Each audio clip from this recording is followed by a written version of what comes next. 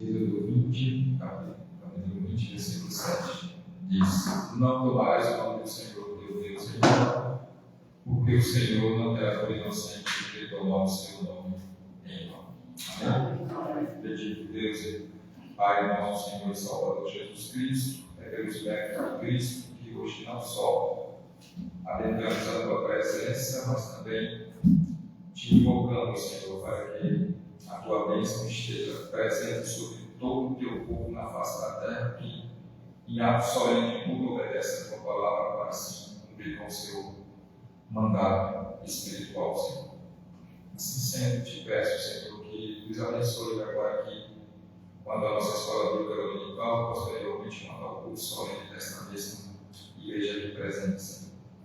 Que tudo seja feito para a tua glória, que tudo seja feito para a edificação do teu corpo, da qual nós fazemos parte, que é a igreja bíblica, a face da terra. Permita-nos que o teu ato de iluminação, pela ação do Espírito Santo, nos dê discernimento, conhecimento e prática dos teus preceitos, e da tua própria lei, que é a tua palavra, a qual estaremos estudando neste momento. Obrigado por ter suprido tudo que foi necessário, tanto espiritualmente como materialmente, para que chegarmos. Também pedimos para que esse espaço o teu tempo, que o Senhor estará em paz para assim nos processos. É por Jesus Cristo que assim nós te oramos. Amém. Amém. Irmãos, nós estamos assim iniciar a escola bíblica dominical. Nós vamos estudar ou melhor, dar continuidade, né, ao terceiro mandamento, na pergunta 113 e a parte B da pergunta 113. Foi onde nós paramos a última vez que nós nos reunimos para estudarmos esse mesmo assunto. Nós paramos justamente aqui, onde tem essa parte que se refere à questão das falsas doutrinas, ou defesa de falsas doutrinas. A partir daqui a gente continua, que é justamente a parte B dessa mesmo estudo. Então, a pergunta é: quais são os pecados proibidos no terceiro mandamento? Deixa eu tirar isso aqui, para não confundir os santos. Essa aqui foi a pergunta do livro anterior, do dia do Senhor anterior, referente ao trabalho que nós tivemos na Paulista. Pronto. Então, a pergunta é: quais são os pecados proibidos do terceiro mandamento? A má interpretação, a má aplicação ou a perversão da palavra de Deus, ou de qualquer parte dela, para zombarias malignas, indagações curiosas e inúteis, vãs discórdias ou defesas de falsas doutrinas, o abuso do mandamento das criaturas ou de qualquer coisa sob o nome de Deus para feitiços ou apetites sexuais e práticas pecaminosas. Nós falamos aqui justamente em defesas de falsas doutrinas. Tá? Então a gente faz uma pergunta: por que a defesa de falsas doutrinas se constitui uma quebra do terceiro mandamento? Tá? Por que elas se constituem?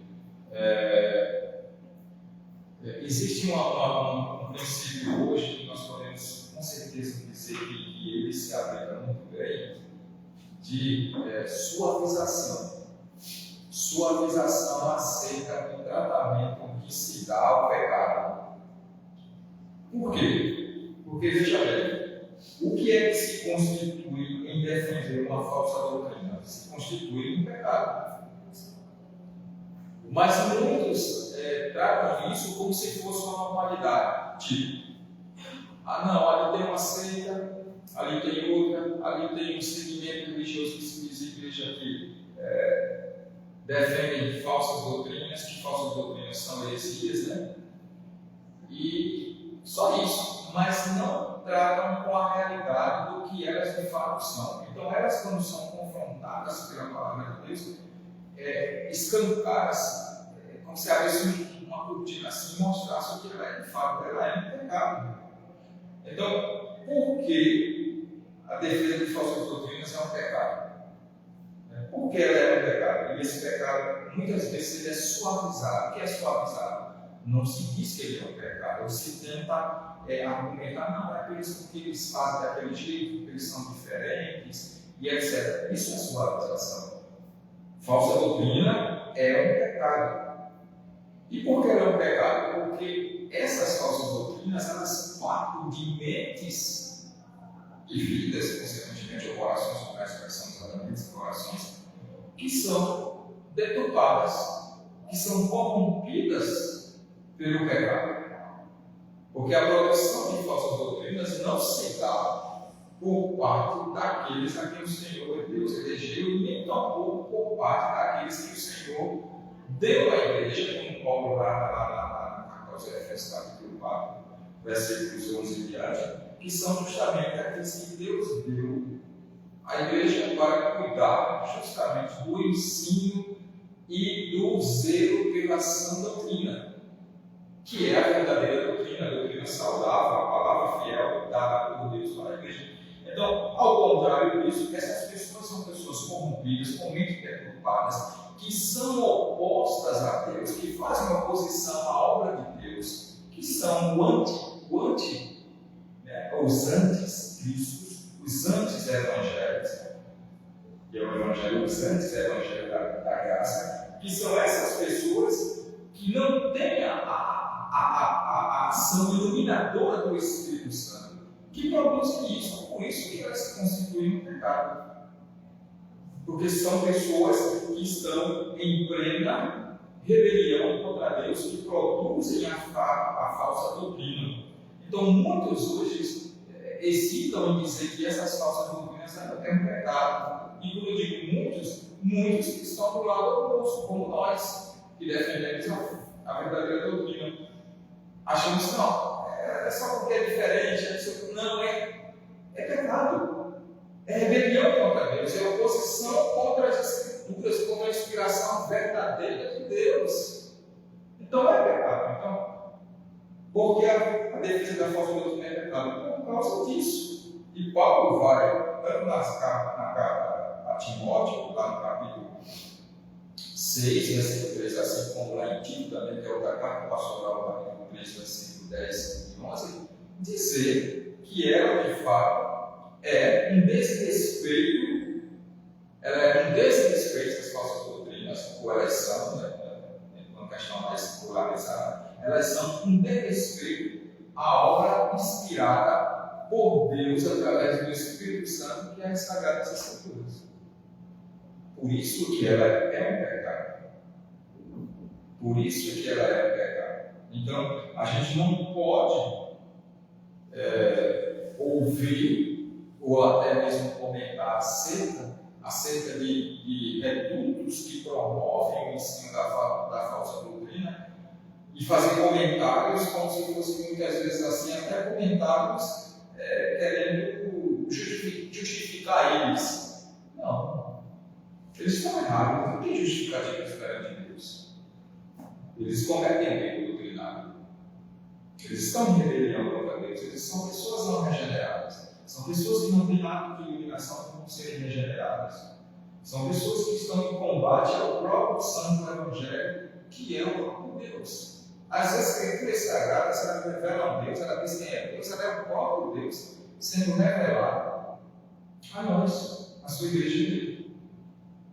Então, vamos lá. Aprendemos que defender as falsas doutrinas se constitui um pecado e quebra o terceiro mandamento da lei do Senhor. Quebra o terceiro mandamento da lei do Senhor. Percebem como os pecados que quebram a lei do Senhor são muitos e eles por vezes passam despercebidos. Né? E quando eu digo despercebidos é por nós, por quem é contrário a isso não. Mas também tem outra coisa dentro dessa parte B da resposta, né? Que é analisar essa questão também de qualquer coisa sob o nome de Deus para feitiços, ou até mesmo apetites sexuais e práticas pecaminosas. Tem pessoas que utilizam o nome de Deus para feitiços. É por isso que se ouve muito essa frase assim. Essa semana eu estava ouvindo aí um debate que está se dando lá na prefeitura, a rede de educação municipal do Recife, porque um vereador lá no Recife lançou um projeto, ele foi aprovado pela Câmara dos Vereadores, para que o momento cristão volte a existir nessas escolas municipais do Recife, que não estavam existindo. E é aquele momento que, durante o ato de intervalo, o aluno pode pegar uma Bíblia, sendo ele cristão, e falar da palavra de Deus. Mas aí também foi argumentado sobre a questão do católico e do espiritismo, que é o pessoal do Candomblé. E aí também eles se sentem no direito de falar de Deus como se Deus fosse, de fato, o patrocinador das suas causas. É interessante isso, que eles usam o nome de Deus para justamente realizarem seus feitiços, justificarem suas práticas sensuais e práticas pecaminosas sob o nome de Deus. E isso é quebra do terceiro mandamento. Isso é tomar o nome do Senhor em vão, usar o nome do Senhor em vão para práticas pecaminosas. Usa-se o nome de Deus para defender doutrinas falsas, é pecado. Usa-se o nome de Deus para defender sua causa, a causa lá do pecado, que está ensinado no contexto religioso ali, no Candomblé, no catolicismo romano, nesse segmento maior que são de denominações evangélicas que abraçam o princípio do arminianismo e por aí vai. Então, tudo em nome de Deus. Né? E o nosso catecismo maior do S15, ele chama isso de feitiço. Feitiço, essa grande quantidade, né, de práticas que a palavra de Deus proíbe, é proibida pela palavra de Deus, e que, de certa forma, essas práticas elas têm tentado conseguir o próprio controle sobre o homem, sobre as forças do homem, né? Usando-se o nome de Deus para se ter benefícios próprios. Então, tudo hoje que, por exemplo, não sei se você já percebeu, qualquer coisa que vai fazer, por mais errada que seja, quando dizer assim, não, mas é em nome de Deus, eu já vejo que as pessoas dão um certo método. Não, mas se é em nome de Deus, então Deus deve estar aprovando essa questão aí. Deus deve aprovar o Candomblé, as práticas dele, né? Deus deve aprovar a propagação de um evangelho por parte das denominações arminianistas que pregam o evangelho voltado e centrado no homem, quando o evangelho propagado nessas culturas não é voltado nem centrado no homem, mas é em Deus, na obra vicária do Senhor Jesus Cristo, de um evangelho, né, que é o mesmo segmento arminiano, que trabalha dentro do princípio de negar a lei moral, dizer que a lei moral já não tem mais validade nenhuma, que ela deve ser abandonada, e agora é tudo graça, graça, graça, graça, graça. Esquecemos que a lei moral é graça da parte de Deus, anular essa lei, todos os seus princípios estarem em evidência em ensino, né, e em ensino dentro da igreja atual. Então, uma série de coisas. Né? Então, por exemplo, eu não sei se vocês vão já observar pessoas que fazem mágica, adivinhação, que lê a sorte das pessoas, né? E dizem que isso é em nome de Deus. Outros tipos, que são médios espíritas, que dizem que conseguem se comunicar com os mundos dos mortos e, de certa forma, trazer mensagem de lá, dizem que é em nome de Deus. Né? Outras pessoas que fabricam objetos, não sei se os irmãos lembram aquelas figazinhas, né, que colocam assim no pescoço para se proteger do mal e diz que aquilo ali tem a aprovação de Deus. Quer dizer, Deus criou um patrocinador de tudo que não presta na boca, na vida e na prática dessas pessoas. E a gente tem que aceitar isso, dizer que isso é correto, de forma alguma, não é. E também tem até algumas pessoas que a gente costuma ver nos dias de hoje, que as pessoas usam uma famosa profetada também, em nome de Deus. Mas a gente sabe que não existe a profecia, não existe antigamente, tudo se cumpre em Cristo Jesus. E se for ouvir a voz de Deus, é só ler a Escritura Sagrada, estudar, não deixa a gente ouvir a voz de Deus. Não existe mais a voz e a essência, né? A profecia. Correto. Chamadas de profetadas, o princípio aí desses que se intitulam os apóstolos, as apóstolas, as pastoras, tudo em nome de Deus. Deus virou um patrocinador que não presta, a sujeira da podridão do pecado deles. Uma vez também, um cidadão me pagou e veio dizer algumas barbaridades, né? No meu futuro. Aí eu fiquei atônita assim, poxa, meu Deus, se isso é verdade, eu me digo, até cheguei a perguntar assim na criança, eu disse, pode ser, pode não ser, né? Aí depende do Senhor trabalhar, como sabe. Aí tá certo, ele passou o tempo, eu tirando a vista ele todo desmantelado na rua, mandando isso lá. Aí uma pessoa passou por mim, eu disse, mas é um profeta, eu disse, profeta desse jeito. Olha o de cancela aí, eu falei, prostituto e tudo. Isso aí, você me disse que prostitui, né? Ele escutou. Aí outro tempo passou por mim, e aí, mano, eu disse, olha, me chama de irmã, não, sério. Não quero conversar com o senhor, não, sério. Bem assim. Aí ele se afastou. Aí outro dia, passando na Elisa, tinha uma mulher do céu rodada aqui, que é cigana. Aí eu passei. Já passei bem distante dela para me parar. Aí ela foi para junto de mim e pegar minha mão. Eu disse, deixa eu ler sua mão. Eu disse, leia a sua. Leia a sua mão. O meu futuro pertence a Deus, não é a você não. Leia a sua e analise o que está acontecendo com você. Aí o pessoal ficaram. Eu passei, quer dizer, as pessoas usam essas coisas no nome de Deus, né? Achando que. Agora, aqueles que estão aqui, para comemorar a faca, não tem sabedoria, não tem entendimento, vai achar que não é verdade. Porque até um tempo da ignorância, eu cheguei a usar figa. Porque diziam que aquilo ali ia tirar uma olhada, tirar não sei o que, em nome de Deus. Né? Mas hoje eu tenho entendimento. Até certo tempo eu cheguei a ver algumas casas que tinham uma ferradura no corpo. Isso também. Aí tem que justificar isso com aquela passagem que houve no Egito.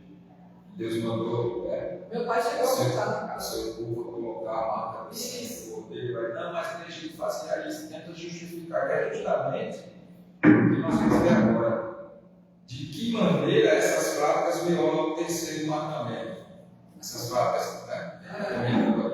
Porque eles fazem um uso mal da auto-revelação de Deus, que é a sua palavra, para justificar justamente, né, todas as suas formas de obras malignas. Então ele faz o quê? Ele usa a palavra, que é a revelação especial, e usa também a criação geral, a revelação geral, que é a própria criação. Tudo isso sob o pretexto de dizer que Deus é quem é que está por trás, que Deus é o fundamento de tudo isso que eles fazem. As pessoas trouxeram tudo tão simples como o mundo em si acha, não haveria necessidade de nós estar hoje aqui e ter uma vida desregrada dentro da palavra. Não 100%, mas a gente tem que viver pela palavra. E é só aprender essas coisas que já é suficiente para te livrar, para te salvar, para te abençoar, para te dar vitória, cada coisa dessa. Então, acho que desde que o que existe lá já existiu, no Brecha aqui também não é diferente. E é uma avalanche de coisa. Então eu foco mais nas coisas boas de Deus. Se não quer, sai na frente, deixa eu ficar sozinha e não importa. Porque a gente fica muito poluída, pesada, faltando naquilo. E é deixa eu trabalhar, sim ou não. Né? Na salvação, se ele é ou não, o problema é dele, a gente é dele, a parte é dele, o pastor que está pensando errado para uma maneira com Deus. Então, assim, eu fico muito angustiada, porque a gente vai atrás de muitas coisas e esquece de buscar a nossa própria.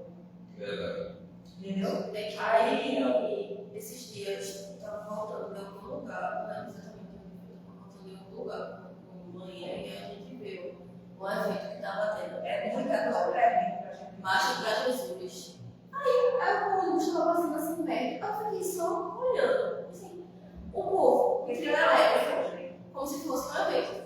Como é, sabe? De carnaval, como no trio elétrico, cantando Foi aqui na frente. cânticos, e um monte de gente, tipo assim, indo atrás. Eu pensando, aonde é que Jesus, Deus, está sendo glorificado num negócio que parece mais um evento carnavalesco. Não faz o menor sentido. E ela não está na Bíblia isso.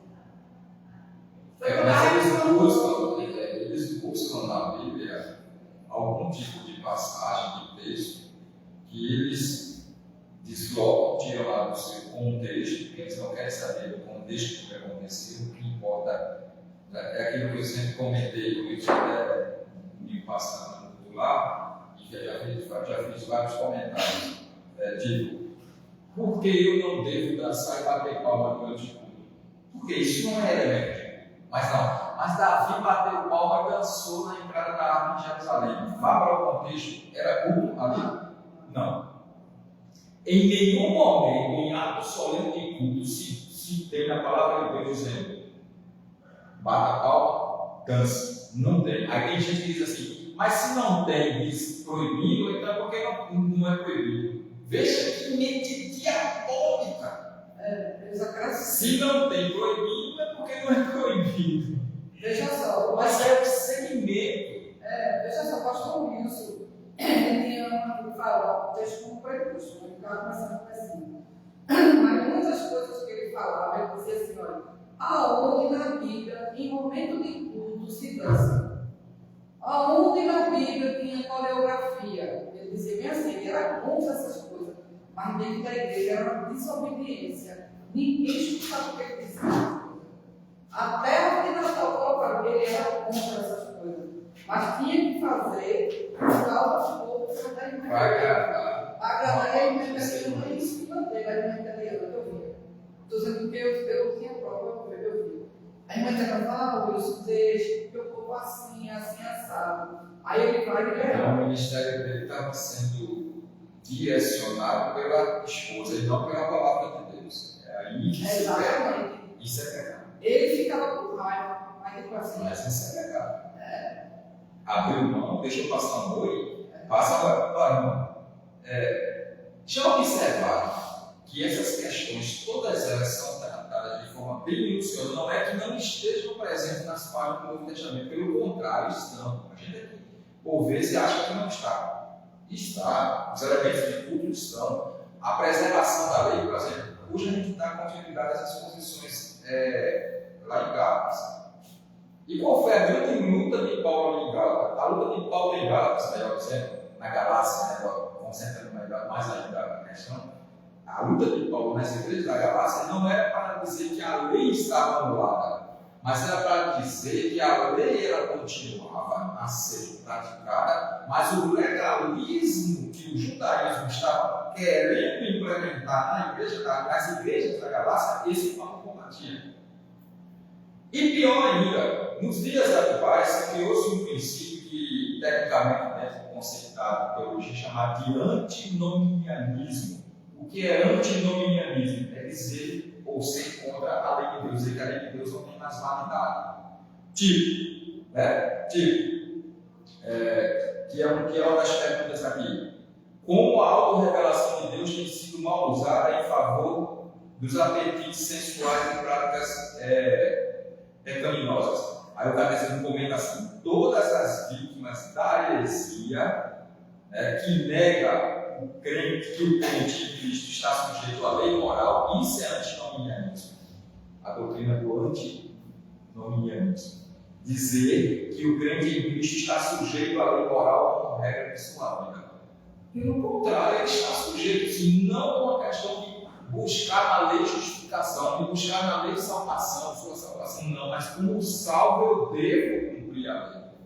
Eu devo buscar a prática e o cumprimento da lei, porque ela já foi cumprida na íntegra por mim e por Cristo Jesus. Então ela é um professor, ela conta, ela é um ai, ela é um pecador que nos direciona na sua prática. Então vejam bem, que todo o segmento de estrutura cerimonial do culto na vida nossa, como do culto aqui, que é o culto solene, que é o culto coletivo, tem sua origem nas páginas do Antigo Testamento, na lei de culto que está presente de forma muito específica no livro de culto do Antigo, que é Levítico, e que perpassa para Gênesis, Êxodo, Números, Deuteronômio, em vários livros históricos. Josué, os profetas, e papapá, e chega até o Novo Testamento. As palavras dos apóstolos, as palavras de Jesus. Então, tudo presente, tudo presente. Então, como a irmã está comentando, fazem algo que não tem significado, fazem algo por fazer, é porque fulano fez, vamos fazer uma marcha para Jesus.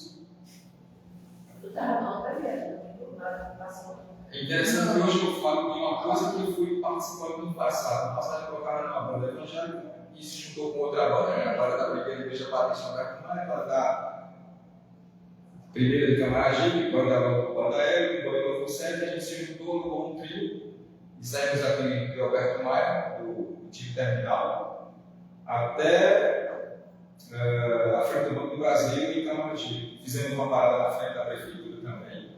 Convidamos um pregador pentecostal, e ele estava ouvindo o quê? Isso aí que você diz assim, quer dizer, eu hoje olho para trás e vi nesses contextos. Me vi dentro desse contexto e achava e dizia que era em nome de Deus. E aí que dissesse assim: isso não é em nome de Deus. Ele se virava uma fé, é em nome de Deus. Deus aprova isso, Deus está aprovando por isso. Ele está aprovando tanto, a verdade é tanta que a gente está conseguindo fazer.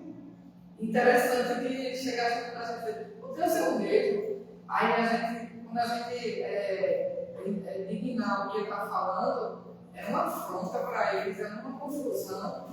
Então, aí só que a gente tem que ligar que o Deus não é o mesmo. Isso aí que a senhora falou é muito sério. Dizer que o Deus é o mesmo, que o meu Deus, vamos lá, que o Deus único e verdadeiro, o teu Deus, ó Israel, que somos o Israel de Deus, o Israel espiritual de Deus, está contendo na fala do Shema. O teu Deus, Israel, o Deus único e verdadeiro, é o mesmo Deus da Bíblia. Paulo chega no Areópago em Atenas e diz que aquele que vocês não conhecem, esse é o meu Deus. O Deus que vocês conhecem é o de vocês. O meu, eu vou falar dele agora. Então, irmãos, vejam como é que as Escrituras, em alguns momentos, tratam essas questões e que condenam e que a gente tem que condenar. Dizer friamente, calmamente, seguramente que são práticas de pecado. Então, não posso ser conveniente com o pecado, nem mesmo na forma de apontar e dizer o que é que são. Não é só um evento e está em nome de Deus, não. É um evento mentiroso e não está em nome de Deus. E o lado de cá tem que dizer isso, o lado de lá que se vive. E não tem nem como a gente dizer, está acontecendo aquilo ali, a gente não fica, porque a sabedoria que Deus já nos deu, né, mediante a sua palavra, a gente não tem como julgar. Não tem como. Olha, a gente vê aquele erro e dizer que não está certo. nós encontramos na Bíblia condenações enfáticas acerca de alguns movimentos. Por exemplo, lá em Apocalipse, capítulo 2, versículos 6, depois do 14, 16 e 23, que ali, lá nas cartas às igrejas do Ásia Menor, nós vamos encontrar uma condenação enfática da parte de Deus a uma seita chamada a seita dos Nicolaítas, que era de essência antinominiana, dispensavam a lei, diziam que não precisava a prática da lei, e estavam se inserindo dentro das igrejas, os Nicolaítas. Vocês podem ler aí bem. Depois a gente vai ver também das epístolas de Paulo a Timóteo, né, que são a primeira e a segunda, especificamente a segunda. Paulo também condenando esse tipo de atitude. Pedro também, em sua segunda carta, vai condenar. Judas também na sua carta, Judas vai condenar e fazer fortes advertências contra as tendências e práticas de dizer que a lei não tinha mais valor nenhum para o povo de Deus, quando de fato tinha. Esses escritos e tantos outros, são alguns que nós estamos aqui falando, existiam, e Deus condenava isso através dos seus profetas, através dos seus apóstolos, do ensino dos líderes da igreja. Né? Então, quando Judas, por exemplo, diz lá assim, Judas 4, né? Homens ímpios que transformam em libertinagem a graça de nosso Deus e negam o nosso único soberano e Senhor Jesus Cristo. Vocês observam o que a Bíblia está dizendo aqui? que esses movimentos, esses eventos, esses tipos de culto, esses tipos de reuniões, eles fazem o quê? Negam o nosso único, soberano e Senhor Jesus Cristo. Isso são formas de negar quem? O Senhor Jesus. São formas de negar o quê? O Santo Evangelho, porque Jesus é o Evangelho. O Evangelho é Jesus. O Evangelho puro e encarnado que viveu entre nós. Isso é uma forma, irmãos, você precisa despertar para isso, de negar o único, soberano e Senhor Jesus Cristo. Claro que a gente não vai chegar junto desse povo e manjar aquilo ali. A gente não tem poder para isso. Né? Claro Aí, que é que nós que for fazer isso. Agora, se vir até nós falar algo, a gente tem. Sim. Né? Mas a gente falar, a gente fala com eles. E por vezes mas são. o poder de Deus não está ali, né? Às vezes você olha, são eventos até que grandiosos, como na Paulista de São Paulo, que se reúne essa marcha para Jesus, é milhões. Aí você olha assim e diz, Deus está provando. Nãozinho, Deus está deixe de enchendo. ser bobo, deixe de ser, me permita a palavra, ingênuo, desconhecedor da palavra de Deus. Isso aí é uma forma de se negar o soberano e único Senhor Jesus Cristo. O falso evangelho é uma forma de negação do Senhor Jesus Cristo. Aqui, Judas falou sobre isso, porque eles usam e transformam em libertinagem a graça do nosso Deus e negam o único soberano e Senhor Jesus Cristo. Está aí, Judas 4. Judas, versículo 4. Já parou para pensar nisso? Não sei que possa ser, eu espero que não seja simpatizante disso. Simpatizante, permita-me usar agora outra expressão que tem muito tempo fazendo isso. Deixa de vir para estudos de doutrina no meio de semana para ficar em casa vendo Paulo Apóstolo. Ele recorre, não porque aquela ele recorre, ela só fala em Deus. Quem é que está por trás dele recorre? Quem é? É aquele. Quem é o dono daquele recorre? Universal, eu esqueci o nome dele. É de Macedo. Ele está propagando a causa dele ou a causa de Jesus? E tem muita coisa que A causa dele, irmãos. Isso ele tem que propagar. Eu quero aprender sobre Paulo, eu busco as Escrituras. Se deixou de ir ao texto sagrado, se deixou de ir às reuniões de doutrina, para isso. Agora existem filmes reais. Agora tem que procurar no YouTube, é muito sério que fala sobre Paulo. E é muito sofredor. Mas me diga uma coisa: quando um crente deixa de ler o texto sagrado para aprender o que é o personagem no texto e vai para o filme, ele está fazendo o quê? Está negando. Ele está negando e ele está se dizendo o quê? Que não quer ler a palavra de Deus, ele quer o bonitinho, o que impressiona, o lindo. Irmãos, a Bíblia é a revelação final. Ah, mas não quer pegar o texto, eu quero mais coisa do texto. Então entra no YouTube ou entra no Google, no pai dos cursos, como dizem, no Google, e abre lá material bom, principalmente na área do monetismo, e te aprofunda sobre o personagem, procura livros que falam sobre o personagem, sobre a cultura da época, sobre a literatura da época. Vai te aprofundar. Tem até Não quer fazer, não quer pesquisar. Quer pegar e. Eu quero ver na TV, deixa tudo resumido. Tem uma ação diabólica por trás disso. E Judas está deixando bem claro aqui. Negar, vamos lá? Negar o nosso único soberano e Senhor Jesus Cristo. Muitos crentes deixam de ir subir a reuniões de doutrina, a culto solene, a ler a palavra de Deus, imposta a palavra de Deus. Eu estou vendo o apóstolo Paulo ali na TV. Tem um princípio diabólico por trás disso. A gente precisa ter discernimento espiritual. E quem dá isso a gente? O Espírito Santo. Se não tiver o Espírito Santo, não vai ter esse discernimento.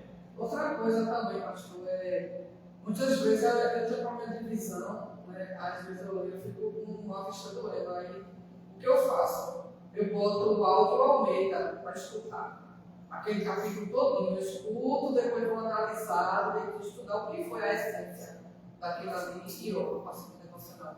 Mas é sempre bom a gente entrar nas escrituras, né? Porque é ela que vai nos alimentar. Eu pergunto a vocês, Deus se revelou no filme? Não. Deus se revelou aonde? As escrituras. De forma especial nas Escrituras e de forma geral na criação, que é a sua providência. Não, eu vou. É feita aquela vez. Eu me converti com um hino. Conversa? Que conversa troncha é essa? Deus converte pela palavra. E a fé vem por ouvir a palavra e a palavra de Deus. Romanos 10, 17. Os profetas e os apóstolos e os líderes da igreja lá, vamos cantar um hino. Aí cantava um hino e eu me converti com Deus, eu converti. O que Atos 2 diz? 42 ao 47. Perseveravam unânimes na doutrina de quem? Os apóstolos. E o que era a doutrina dos apóstolos? A palavra de Deus, naquele contexto. E lá no final diz, e dia a dia o Senhor acrescentava a igreja os que iriam sendo salvos, através de quê? Da pregação do Santo Evangelho. E quando se pregava o Santo Evangelho, não dizia assim, ou não se pregava algo para tentar se, digamos assim, se harmonizar com o que outros pregavam de forma errada. Não, é combater mesmo, é combate. A pregação do Santo Evangelho é combate, é confronto. É dizer e apontar o erro, e ali há um princípio de condenação ali. Há por trás de toda a maquinação diabólica uma rede de televisão no Brasil que faz isso. A Rede Record faz isso. É um princípio diabólico. Não porque a Rede Globo tem, não porque no meio dos jogadores brasileiros tem gente que é evangélico. Eu não duvido que tenha algum que seja de fato, mas a maioria tenta usar o nome de Deus para justificar isso aqui, a quebra do terceiro mandamento. Aí vai para a vida desse jogador, é um cara que corrompe o princípio de um falso evangelho. Isso é usar o nome de Deus nas redes públicas, na área pública, para defender uma causa da qual ele é defensor. Que causa é essa? Anti-evangelho. E aí? Agora disse que. E aí a causa de Macedo? Pastor, disse também que aquele rapaz que fez o papel de Cristo na novela da Record, ele até os dias de hoje, como ele tinha que ler as escrituras para poder fazer aquele papel, até os dias de hoje ele não parou mais de ler as escrituras. Só Deus sabe se Deus converteu ele, né? Ler as escrituras muita gente lê. São gente ímpia. Só Deus sabe. Gente ímpia, muita gente lê. Mas não é por causa disso que eles chegam ao ato de iluminação. Porque só tem o ato de iluminação que de fato é outra coisa. Eu não posso comungar com pessoas que têm uma defesa de algo que é rebelde contra Deus. Se o que ele prega, o que ele ensina, o que ele vive é um ato de rebelião, eu não posso comungar. Se uma rede de televisão, se um apresentador, se um jogador comunga com algo que é rebelde a Deus e usa o nome de Deus para defender isso, eu não posso comungar. Há por trás disso um princípio de amor, usar o nome de Deus para justificar a sua causa. Isso é quebra do terceiro mandamento. Não tomarás o nome do Senhor, teu Deus, irmão. Vocês veem como é amplo a gama de pecados desses mandamentos. Enfim, da própria lei moral do Senhor e da própria palavra de Deus.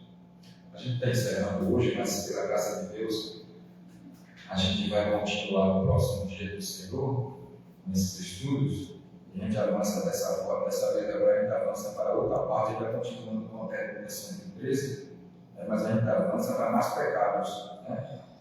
A gente vai avançar para mais pecados. Então a gente conheceu aqui alguns dos pecados que quebram o terceiro mandamento, mas vamos, a partir do próximo dia do Senhor, conhecer outros pecados que quebram a lei moral do Senhor. Nós não somos antinomianistas. Pelo contrário. Esse lembrando que a gente citou agora é sobre aquilo ali, indagações curiosas e inúteis, né? Que a gente indaga, né? É a parte final. As coisas fora da Bíblia, é isso? Exato.